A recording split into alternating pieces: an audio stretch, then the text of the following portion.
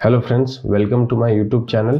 Thumbnail देख के आप सब लोगों को तो पता चल ही गया होगा। आज हम लोग समरी करने वाले हैं the book the compound effect by Darren Hardy. ये बुक स्टार्ट करने से पहले सब लोग एक पेन पेपर अपने साथ रखिएगा और इसके कुछ वर्कशीट्स है जो मैं डिस्क्रिप्शन में लिंक दे रहा हूँ, उसको डाउनलोड करके ट्राई कीजिएगा उसको फिल करने के लिए। ठीक है, चलिए वीडियो स्टार्ट करते हैं। सबसे बड़ा क्वेश्चन है, what is your goal in life. ये क्वेश्चन अगर देखा जाए तो थोड़ा ब्रॉड हो जाएगा, इसमें कुछ ज़्यादा क्लैरिटी नहीं है। बट इसी क्वेश्चन को अगर मैं थोड़ा सा चेंज कर दूँ और ये बोलूँ कि what is your goal in this current year, तब वो ज़्यादा सही रहेगा।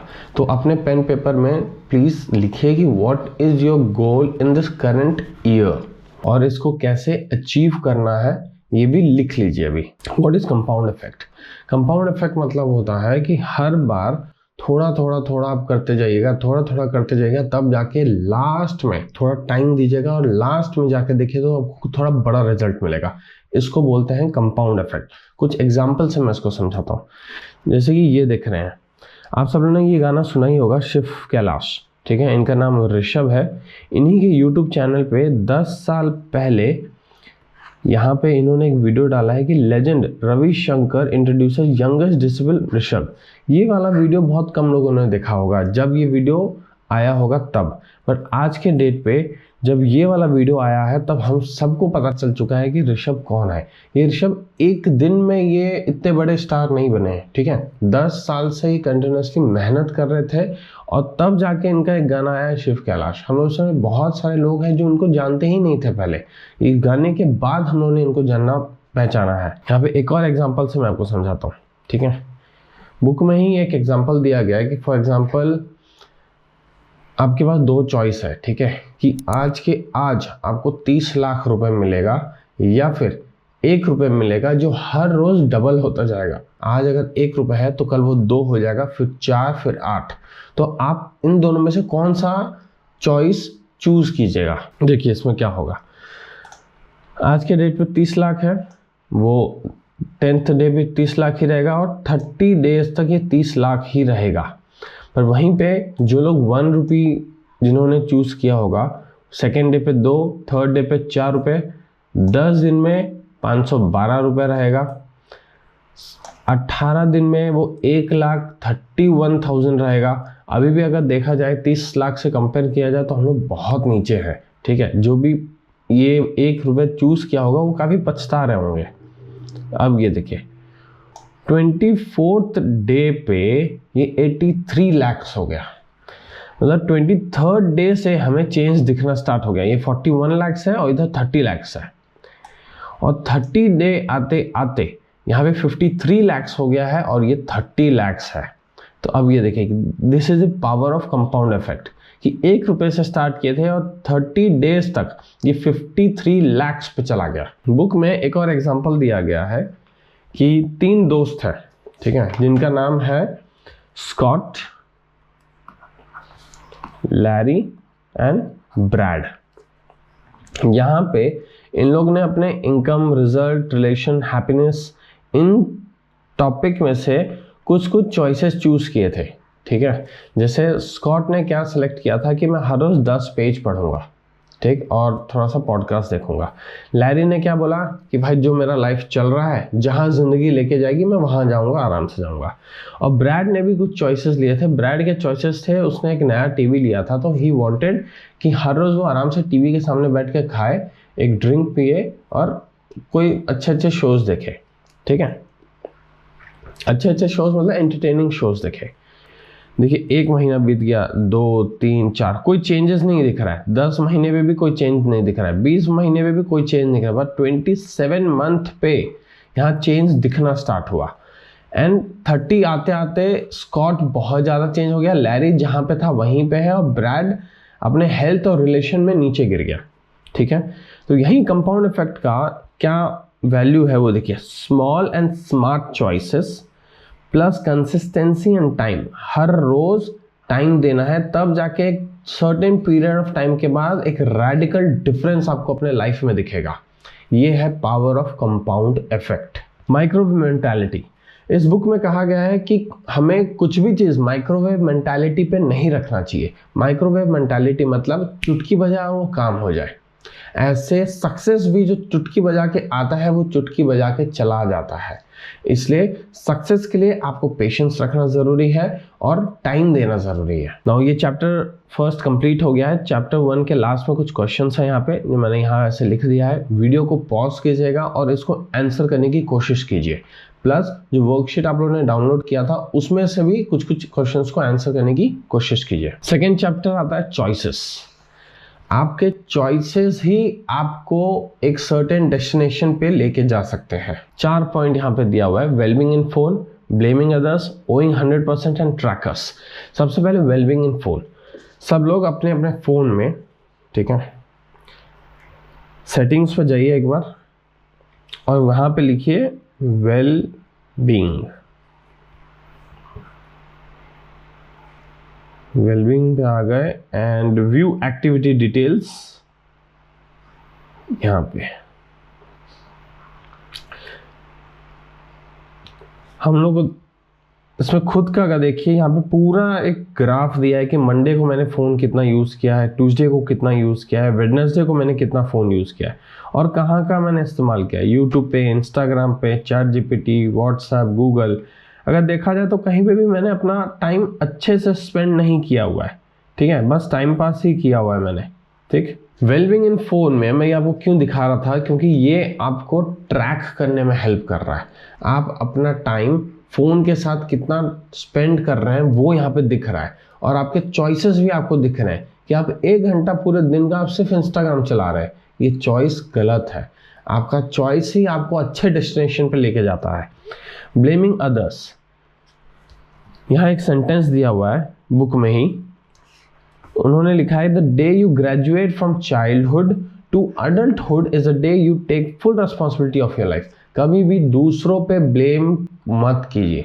जो भी आपके लाइफ के साथ हो रहा है वो आपकी खुद की जिम्मेदारी है, दूसरों को ब्लेम मत कीजिए। इसे ब्लेमिंग अदर्स कभी नहीं करना है। एंड ओइंग 100%, जो आपके लाइफ में हो रहा है वो आप खुद रिस्पॉन्सिबल है। एंड ट्रैकर्स, देखिए ये वाला पोर्शन भी ट्रैकिंग वाला था और ट्रैकिंग के लिए यहाँ पे भी लिखा गया है कि all winners are trackers. All winners are trackers. एक ओलंपिक विनर होता है, वो हर एक चीज़ ट्रैक करते हैं कि उनके डाइट में क्या होता है, उनका लैब का टाइमिंग क्या हो रहा है, हर एक चीज़, स्लीप टाइमिंग क्या होता है, सारा चीज़ ट्रैक करते हैं। तो all winners are trackers. Track करने के लिए सबसे बेस्ट तरीका जो मैं मानता हूँ, 2 तरीके होंगे, ठीक है। सबसे पहले आपने गोल अपना लिखा हुआ था आपने, ठीक है। अब उस गोल को अचीव करने के लिए आपको क्या क्या करना है वो सारा चीज़ लिख लीजिए, ठीक। अब ट्रैक करने के लिए क्या करना है कि एक चार्ट पेपर ले लीजिए, वहाँ पे डेट्स लिख लीजिए साइड में और ऊपर वो टॉपिक्स, आपको क्या क्या करना है, चॉइसेस आपके क्या क्या है, ठीक है, टॉपिक्स लिखे। एंड हर रोज़ उसको टिक करते रहिए। जिस दिन हो रहा है टिक, जिस दिन नहीं हो रहा है क्रॉस। और मैक्सिमम ट्राई कीजिएगा कि उस पर टिक आए और एक दीवार पे, वॉल पे उसको चिपका लीजिएगा ताकि आपको दिखता रहे। एक बार उस पर टिक आना स्टार्ट हो जाएगा तो आपको भी अच्छा लगेगा और आप कभी वो स्ट्रिक को तोड़ने की कोशिश भी नहीं कीजिएगा, ठीक है।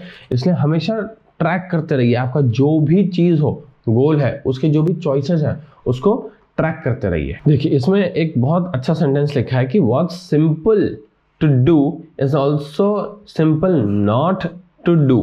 तो जो जितना ज़्यादा कॉम्प्लेक्स चीज़ होता है ना वो आप ऐसे भी कर नहीं पाइएगा, पर जो जितना सिंपल चीज़ होता है आप वो भी नहीं कर पाइएगा क्योंकि आपको लगता है इससे कुछ होगा नहीं, बट एक्चुअल उसी में मैजिक होता है। अब ये देखिए अपने ही पेपर में वहाँ पे लिखिए कि I am going to start tracking dash. अब यहाँ पे जो भी आपका चॉइस है ऑन दिस डेट, वो चार्ट पेपर बनाने के लिए बोला जा रहा है। हाँ, इसमें मैंने दूसरा तरीका आपको नहीं बताया, वो है कि जो सेम चीज़ आप चार्ट पेपर पे कर रहे थे वही सेम चीज़ आप एक्सेल शीट पे कीजिए।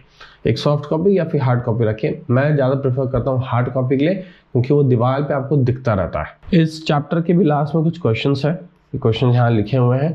वीडियो को पॉज कीजिए और कोशिश कीजिए इन क्वेश्चंस को आंसर करें। Habits, what are habits? Habits है कि जो आप सबकॉन्शियस माइंड के साथ कर रहे हैं, मतलब उस पर सोचने की जरूरत नहीं है, वो बस ऑटोमेटिकली हो रहा है, उसको हैबिट बोलते हैं।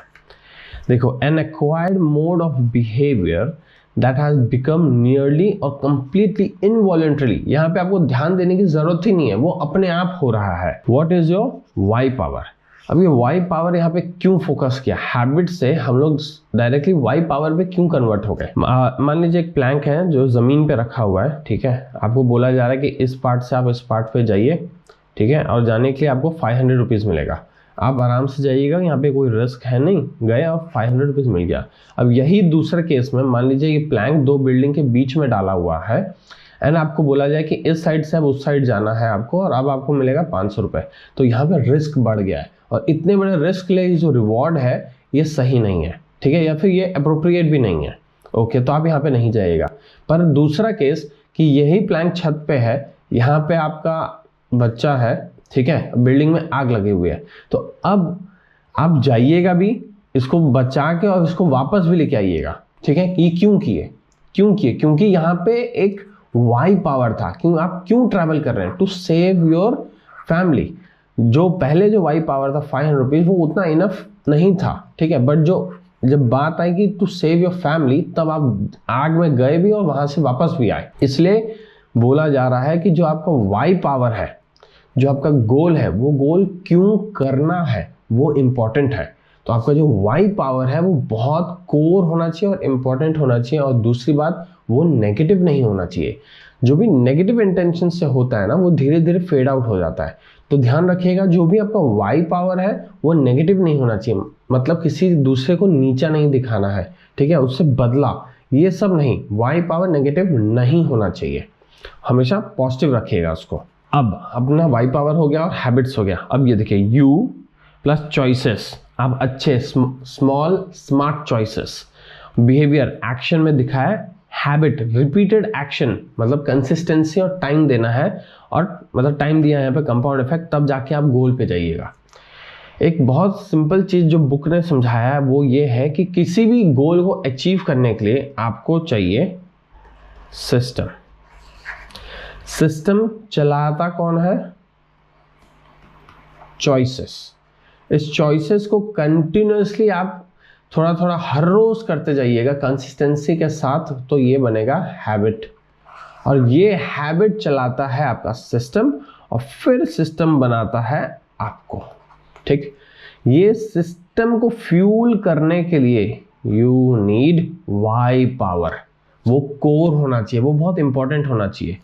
देखिए, मोटिवेशन जो होता है ना, वो एक सडन सर्ज देता है, पर धीरे धीरे वो फेड आउट हो जाता है। जैसे कि अगर मोटिवेशन का ग्राफ देखा जाए ना, तो यहाँ से आप ऐसे जाइएगा और फिर आप ये धीरे धीरे आप ये डाउन हो जाइएगा। तो ऐसे में ना आप कभी भी अपना गोल अचीव नहीं कर पाइएगा, ठीक है। गोल अचीव होता है कि कंटिन्यूसली आप थोड़ा थोड़ा हर रोज करते जाइए, तो लास्ट में जाके वो कंपाउंड इफेक्ट बनता है। जैसे हमने जो कॉइन्स वाला, जो रुपीज़ वाला हमने एग्जाम्पल देखा था, एग्जैक्टली वही सेम चीज़। अब एलिमिनेटिंग बैड हैबिट्स, अब अच्छा हैबिट लाने के लिए कुछ बुरे आदतें हटाने होंगे, तो वो बैड हैबिट्स कैसे हटेंगे। सबसे पहले जानिए कि आपके ट्रिगर क्या है, आप वो जो बैड हैबिट कर रहे हैं वो क्यों कर रहे हैं, कैसे परिस्थिति में कर रहे हैं, वो आपको जानना ज़रूरी है। जैसे हम लोग ये भी बात किए थे कि ट्रैकर्स, हमें ट्रैकर होना ज़रूरी है। तो सबसे पहले हमें ये ट्रैक करना है कि बैड हैबिट ट्रिगर कहाँ से हो रहा है, तो उसको ट्रैक कीजिए। ट्रैक करके जैसे आपको पता चल रहा है कि मैं इसके आसपास भी आ रहा हूँ, उस ट्रिगर के आसपास भी आ रहा हूँ, जस्ट कट इट ऑफ, अपने अच्छे चॉइसेस से उस ट्रिगर से दूर हट जाइए। दूसरा point, clean your house. Clean your house मतलब ये स्पेसिफिक अगर इसमें एग्जांपल दिया जाए तो ये है for your like health regarding.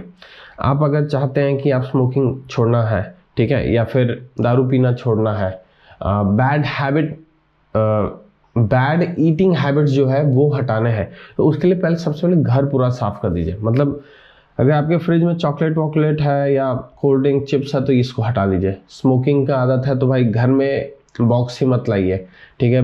Drinking की आदत है तो आप घर में मतलब जो भी लिकर है वो मत लाइए, ठीक।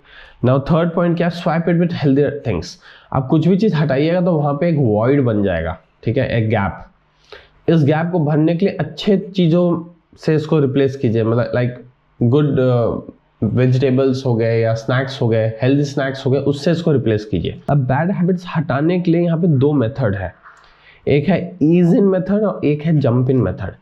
जंप इन मेथड में क्या है कि मैंने डिसाइड किया है कि कल से मैं सिगरेट पीना छोड़ना चाहता हूँ, ठीक है, तो कल से मैं टोटली सिगरेट पीना छोड़ दूंगा।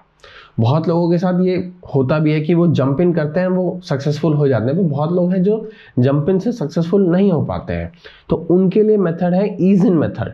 ईज इन मेथड है फॉर एग्जाम्पल कि मेरी आदत है कि मैं 4 सिगरेट पर डे पीता हूँ, ठीक है। तो first week after I decided कि मैं सिगरेट पीना छोड़ना चाहता हूँ, तो फर्स्ट वीक 4 से मैं 3 पे आऊँगा, like 3 cigarettes per day. Next week 2 cigarettes per day और उसके बाद 1 सिगरेट पर डे। धीरे धीरे मैं उसको छोड़ दूंगा। ये हुआ ईज इन मेथड। और दूसरा है जंप इन मेथड। तो आप अपने पे ट्रायल एंड एरर मेथड कीजिए और देखिए कि आप ईज इन से सक्सेसफुल होते हैं या जंप इन से, और स्टार्ट कीजिएगा जंप इन से। Now installing good habits. सबसे पहले set yourself up to succeed. इसका मतलब है कि आप अपने एनवायरनमेंट को एज वेल एज अपने दिमाग को ये सेट कर लीजिए कि अब सक्सेस चाहिए ही चाहिए। किसी भी हालत में हमें सक्सेस की तरफ जाना ही जाना है। Think addition not subtraction. तो कुछ भी चीज़ है उसको ऐड करना है। नेगेटिव चीज़ जो आप हटा देते हैं उसको रिप्लेस कीजिए, उसको ऐड करते जाइए। Public display of accountability. इसका मतलब क्या है कि एक आदत है हमें कि इंस्टाग्राम स्क्रॉल करना है, ठीक है, टाइम पास करना तो इंस्टाग्राम स्क्रॉल करना है। तो अपने आसपास ऑफिस में जितने लोग हैं या घर में जितने, उनको बोल के रखिएगा कि अगर मैं अपने फ़ोन पे इंस्टाग्राम स्क्रॉल कर रहा हूँ या कुछ भी टाइम पास कर रहा हूँ तो टोक देने के लिए। एक बार बोलो टोकना स्टार्ट करेंगे ना, तो आपके ब्रेन को भी ये लगेगा यार मैं अपनी लाइफ के साथ क्या कर रहा हूँ। अच्छे choices will result you with good and better life. Find a success buddy. ये बहुत इंपॉर्टेंट है। आपका जो भी पार्टनर हो उसका भी मेंटालिटी सक्सेस के तरफ होना चाहिए। भले आप लोगों का फील्ड अलग हो, उसको किसी और चीज़ में सक्सेस चाहिए, आपको किसी और चीज़ में सक्सेस चाहिए, बट आप लोग के दिमाग में ना सक्सेस होना चाहिए कि भाई हाँ हम लोग को सक्सेस की तरफ जाना है। अगर एक पार्टनर साथ में रहता है ना तो सक्सेस होना ईजी भी हो जाता है। वही सक्सेस बडी के साथ आप कंपटीशन रखिए, ठीक है, एंड एक हेल्दी कंपटीशन रखिए, एंड देन लास्ट में आप सेलिब्रेट। इस चैप्टर के भी लास्ट में कुछ क्वेश्चंस हैं। Pause the video and answer these and analyse कि आप लोग अपने लाइफ में क्या क्या चीज़ चेंजेस कर सकते हैं। कौन कौन से बैड हैबिट्स हैं उसको हटाइए, कौन कौन से अच्छे हैबिट्स हैं जो गोल ओरिएंटेड हो उसको इंट्रोड्यूस कीजिए। अब चैप्टर आया मोमेंटम। बुक में मोमेंटम को ऑथर ने बिग मो का नाम दिया है। उन्होंने इसको रिप्रेजेंट किया है कि ये एक भगवान टाइप है, ठीक है, कि जैसे मोमेंटम आ गया, आप जो भी चॉइसेस लिए हैं उसको हैबिट में कन्वर्ट किए, हर रोज उसको करते जा रहे हैं, और जैसे वो एक मोमेंट में आ जाए, मोमेंटम में आ जाए, एक रिदम में आ जाए, तो बस बैंग, आपको पता ही नहीं चलेगा और आप सक्सेसफुल हो जाइएगा। मोमेंटम के लिए एक बहुत अच्छा न्यूटन का फर्स्ट लॉ है, लॉ ऑफ इनर्शिया। वो क्या है कि object at rest tend to stay at rest unless acted on by an outside force, and object in motion tend to stay in motion unless something stops their momentum। जैसे Larry, ठीक है, Scott Larry bread था। Larry क्या था भाई, जो life जहां लेके जाएगा वहां मैं जाऊंगा। तो वो क्या है, वो एक रेस्ट स्टेज पे आ गया था। तो जब तक एक्सटर्नल फोर्स नहीं पड़ रहा था वो मूवमेंट ही नहीं कर पा रहा था और वो लाइफ में कहीं जा भी नहीं पाएगा। और वहीं जो मोशन में एक बार आ गया, जैसे स्कॉट, वो एक बार मोशन में आ गया तो उसको फिर जब तक कोई एक्सटर्नल फोर्स को दबा के रोकेगा नहीं तब तक वो रुकेगा नहीं। इसलिए आप लोग भी अभी देखिए आप कौन से स्टेज पे हैं। आप लैरी हैं, स्कॉट हैं या ब्रैड हैं, आप कौन से स्टेज पे हैं, एंड उस हिसाब से अपने चॉइसेस को डिसाइड कीजिए, अपने लाइफ को आगे लेके चलिए। एक और एग्जांपल है यहाँ पे मोमेंटम का कि जो स्टीम इंजन है, ठीक है, उसको इनिशियली मूव होने के लिए कितना ज़्यादा प्रेशर लगता है, पर एक बार वो रिदम में आ जाए, एक बार वो प्रेशर पूरा क्रिएट कर लिया है, वो गाड़ी चलना स्टार्ट हो चुकी है, वो रिदम एक बार उसने पकड़ लिया है तो अच्छा खासा वो स्पीड पकड़ लेता है। दूसरा एग्जाम्पल है एक पंपिंग का, ठीक है। मान लीजिए आपको पानी निकालना है, ठीक है, चापाकल से या हैंड पंप से।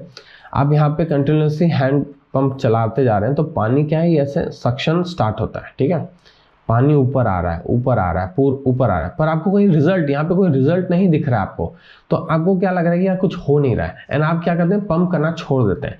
जैसे पंप करना छोड़ देते हैं कि पूरा पानी ये वापस नीचे चला जाता है।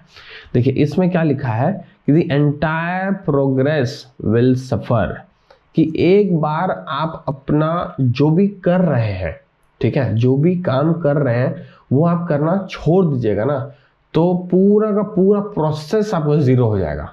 लोग बोलते हैं मेहनत कभी वेस्ट नहीं जाता है, सही बात है, मेहनत वेस्ट नहीं जाता, पर इस केस में अगर देखें तो इतना मेहनत करके हम लोग पानी ऊपर तक लाए हैं, और जैसे आप छोड़िएगा ये पूरा का पूरा जीरो हो जाएगा, आपको फिर से स्टार्ट करना होगा। इसलिए रिजल्ट ओरिएंटेड मूव मत कीजिए। जो सिस्टम आपने बनाया है, trust the process, trust your system. इस चैप्टर के भी लास्ट में कुछ क्वेश्चंस हैं, pause your video, questions answer कीजिए और एनालाइज कि क्या गलत कर रहे हैं और क्या सही। इन्फ्लुएंसेस, ये चैप्टर बहुत इंपॉर्टेंट है, ठीक है। इन्फ्लुएंसेस मतलब ये डायरेक्टली आपके एनवायरनमेंट और दोस्तों के ऊपर आ जाएगा, तो इस इन्फ्लुएंस चैप्टर पे थोड़ा ध्यान दीजिएगा। ऑथर ने 3 पार्ट में डिवाइड किया है, एक है input, association and environment. Input इन्होंने बोला है garbage in and garbage out. जो भी चीज़ आप कंज्यूम कीजिएगा वही चीज़ आप बाहर निकालिएगा, समझ रहे हैं। इंस्टाग्राम पे आजकल बहुत कुछ खराब चल रहा है, या सोशल मीडिया पे, इवन अपने न्यूज़ चैनल्स पे भी सिर्फ मार काट नेगेटिविटी यही चल रहा है। तो जो भी आप अंदर लीजिएगा वही चीज़ बाहर जाएगा। तो garbage in is garbage out. तो आप ये ध्यान रखिए कि आपके अंदर क्या चीज़ जा रहा है। स्टे गार्ड, मतलब आप जो भी आपका इनपुट हो रहा है उस पर ध्यान दीजिए, ट्रैक इट कि क्या चीज़ मुझे कंज्यूम करना चाहिए, क्या चीज़ कंज्यूम नहीं करना चाहिए। जितना ज़्यादा पॉजिटिव ये रहेगा या गोल ओरिएंटेड ये रहेगा, डाइवर्ट कम ये रहेगा, उतना आप फोकस रहिएगा। दूसरा है एसोसिएशन। एसोसिएशन 3 पार्ट में है, एक है डिसएसोसिएशन, दूसरा है लिमिटेड एसोसिएशन एंड तीसरा है एक्सटेंडेड एसोसिएशन। डिसएसोसिएशन ऐसे लोग हैं जहाँ से आपको कोई फ़ायदा नहीं हो रहा है, सिर्फ टाइम पास हो रहा है, चिल मार रहे हैं आप लोग, ये है डिसएसोसिएशन। जिनके साथ आप टाइम स्पेंड कर रहे हैं वो भी गोल ओरिएंटेड नहीं है, वो लोग भी टाइम पास कर रहे हैं, आप लोग भी टाइम पास कर रहे हैं, आप लोग जस्ट लैरी के जैसे चल रहे हैं कि जो है लाइफ के साथ है, जैसे है नहीं है, ठीक है। तो इनके साथ डिसएसोसिएशन करना है, इनको अपने लाइफ से हटाइए, अपने लाइफ के रूटीन से इनको साइड कीजिए। दूसरा है लिमिटेड एसोसिएशन। फॉर एग्जाम्पल आपके नेबर्स, वो लोग गोल ओरिएंटेड नहीं है, वो लोग अपना टाइम पास कर रहे हैं, बट वो लोग आपके नेबर्स हैं, ठीक है। तो इनके साथ लिमिटेड एसोसिएशन, मतलब बस हाई बाय वाला रिलेशन, ठीक है। दिन का 2 या 3 मिनट आप इनके साथ टाइम स्पेंड किए, हालचाल पूछा, दैट्स इट। अब आता है एक्सटेंडेड एसोसिएशन। एक्सटेंडेड एसोसिएशन मतलब आपका सक्सेस पार्टनर, जिम बडी, ठीक है, ये लोग होते हैं एक्सटेंडेड एसोसिएशन। इनके साथ आप ज़्यादा टाइम स्पेंड कीजिए, इनके साथ गोल ओरिएंटेड बातें कीजिए कि आपका आपका पूरा एनवायरनमेंट ही ऐसा बनना स्टार्ट हो जाएगा। ये हो गया आपका एक्सटेंडेड एसोसिएशन। इसके साथ इसमें आप अराउंड 3 से 6 घंटा भी आप दोस्तों के साथ बैठ के टाइम स्पेंड कीजिएगा, तो ये आपको लगेगा नहीं कि ये वेस्ट हो रहा है, ठीक।